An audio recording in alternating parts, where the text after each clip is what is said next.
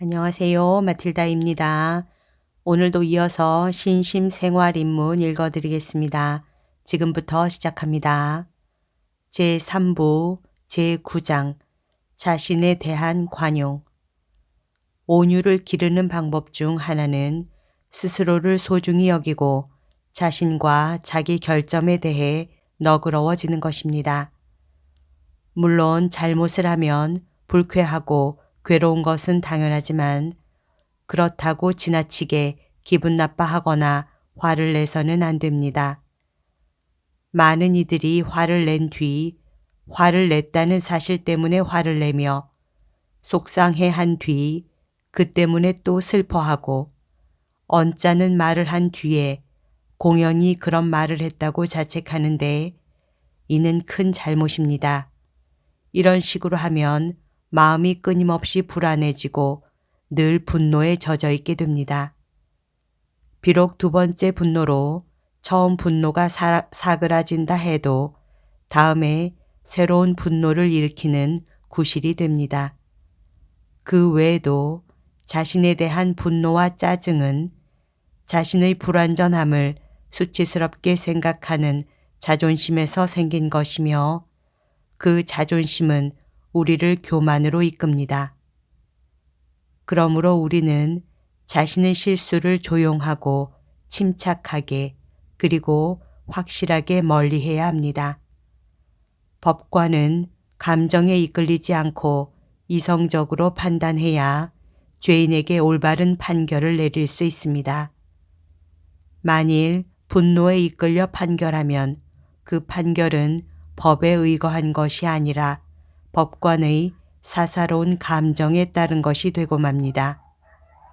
우리가 죄를 뉘우칠 때도 조급하게 굴 것이 아니라 차분하고 확실하게 통회해야 합니다. 감정적인 통회는 우리 죄의 경중이 아니라 우리의 감정과 성향의 영향을 받습니다.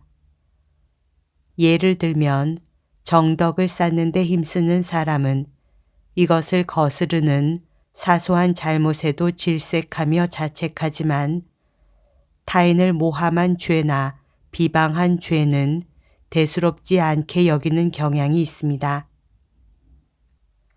이와는 반대로 비방을 큰 죄로 여기는 사람은 남을 비난하지 않으려고 신경을 곤두세우지만 정덕을 거스르는 잘못은 대수롭지 않게 생각합니다. 이런 현상은 자기 양심을 이성으로 판단하지 않고 감정으로 판단하고 행동하기 때문에 생기는 것입니다. 필로테아님, 아버지가 자식을 꾸짖을 때 화를 내기보다 점잖고 사리에 맞게 훈계하는 편이 훨씬 더 효과가 있듯이 어떤 죄를 범했을 때에도 자신을 너무 심하게 자책하거나 분노하기보다 조용히 마음을 가라앉히고 그 잘못을 보속하겠다는 결심을 세워야 합니다. 이때 생기는 통회의 심정은 과격한 후회나 자책보다 마음속에 더 깊게 스며들 것입니다. 예를 들면 그대가 허영에 빠지지 않겠다고 굳게 결심했으면서도 허영에 빠졌을 때 그렇게 굳게 결심하고도 또 허영에 빠지다니 나 자신이 정말 한심하고 부끄러워 죽겠다. 나는 정말 구제불능이로구나. 하느님께 불충했으니 어떻게 하늘을 우러러 본단 말인가 하며 그대를 들볶는 대신 오히려 불쌍하게 여기고 가련한 내 영혼아 허영에 빠지지 않겠다고 결심했으면서도 빠져버렸구나. 어서 용기를 내어 일어나 다시는 이 구렁에 빠지지 않도록 하느님께 자비를 청하자. 하느님께서 나를 보호해 주시니 이제부터는 정신을 똑바로 차리자 하며 부드럽게 그대 자신을 타이르십시오. 또한 다시 죄를 범하지 않겠다고 굳게 결심하고 고해사제의 지도에 따라 이를 실천에 옮길 방법을 모색하십시오. 이처럼 부드럽게 타이르는 방법만으로는 부족하다는 생각이 들 때에는 자신을 엄하게 질책하고 훈계하는 방법을 쓰십시오. 그러나 엄한 질책 뒤에는 자비롭고 거룩하신 하느님을 신뢰함으로써 그대 마음을 달래십시오. 자기 영혼이 시들고 타락해 가는 것을 깨달은 시편 저자가 내 영혼아 어찌하여 녹아내리며 어찌하여 내 안에서 신음하느냐. 하느님께 바라라. 나 그분을 다시 찬송하게 되리라. 나의 구원, 나의 하느님을 하고 노래하며 자신을 달랬던 것처럼 하십시오.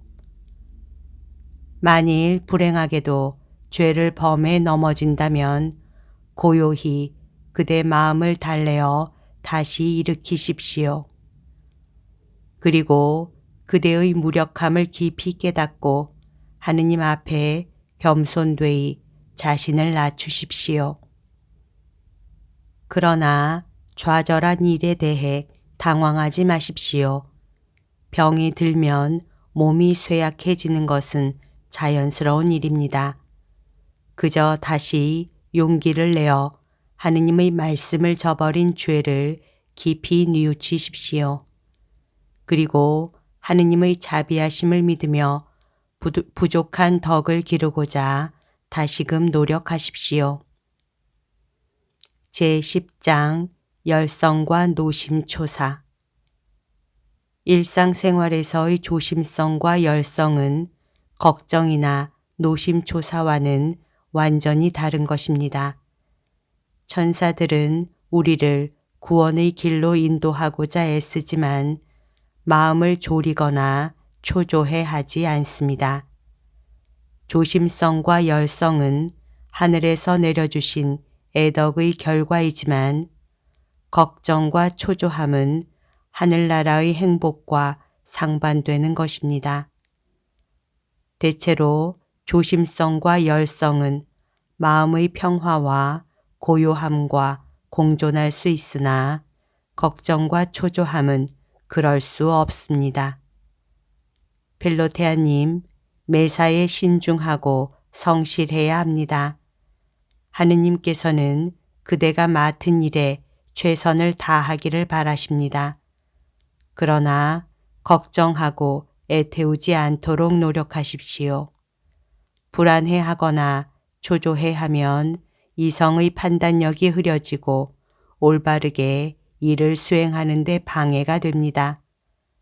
주님께서는 마르타를 타이르실 때 마르타야, 마르타야, 너는 많은 일을 염려하고 걱정하는구나 하고 말씀하셨습니다.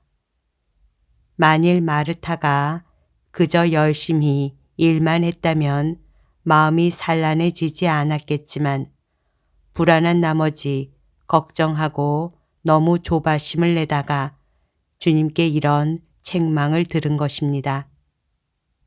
넓은 평야를 거쳐 유유히 바다로 흘러가는 강물은 큰 배가 화물을 싣고 왕래하게 하며 소리 없이 땅 위에 내리는 비는 밭의 농작물과 목장의 풀을 자라게 해줍니다.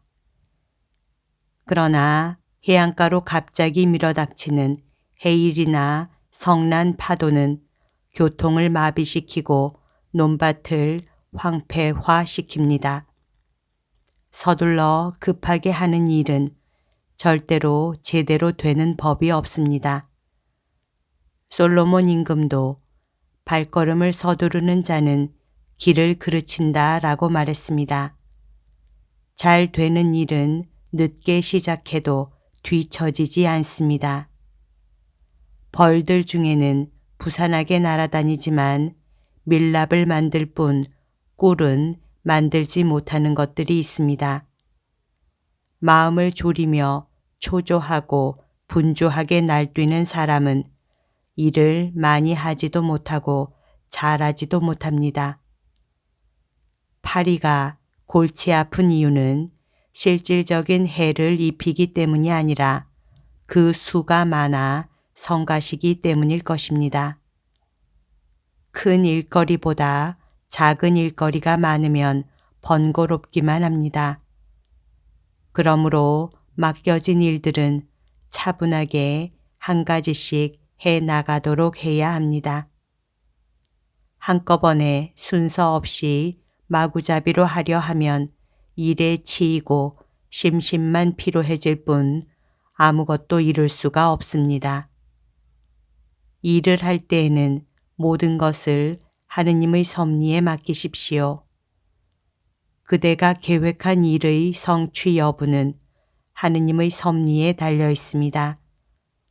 그러므로 그대는 하느님을 신뢰하고 하느님의 섭리에 따르려고 노력해야 합니다.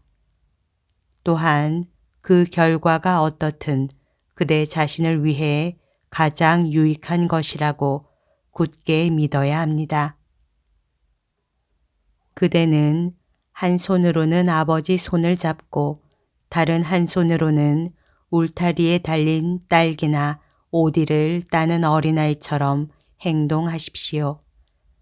한 손으로 세상의 재화를 벌어들이는 일을 하면서도 다른 한 손은 하늘의 아버지의 손을 꼭 잡아야 합니다. 그러면서 그대가 하는 일이 과연 하느님 아버지께서 기뻐하실 일인지 아닌지를 알고자 자주 하느님을 우러러 보아야 합니다. 세상의 재화를 많이 얻으려고 그대를 지키고 보호하시는 하느님의 손을 놓아버려서는 안 됩니다. 만일 하느님 아버지께서 그대의 손을 놓으시면 그대는 끝없는 나락으로 떨어지고 말 것입니다. 필로테아님, 세상 일을 하는 중에도 언제나 정신적인 여유를 가지고 하느님의 일을 생각하십시오. 넓은 바다를 항해하는 사람들이 희망의 항구를 향해 노를 저어갈 때 높은 하늘을 쳐다보듯이 아주 중요한 일을 맡아 온 정신을 집중해야 할 때 자주 하느님을 우러러 보십시오. 그러면 하느님께서는 그대와 더불어 그대 안에서 그대를 위해 섭리하시어 그대의 노력이 알찬 결실을 맺게 해 주실 것입니다. 여기까지가 오늘 들려드릴 내용입니다. 오늘도 서로 사랑하는 하루 보냅시다. 사랑합니다. 축복합니다.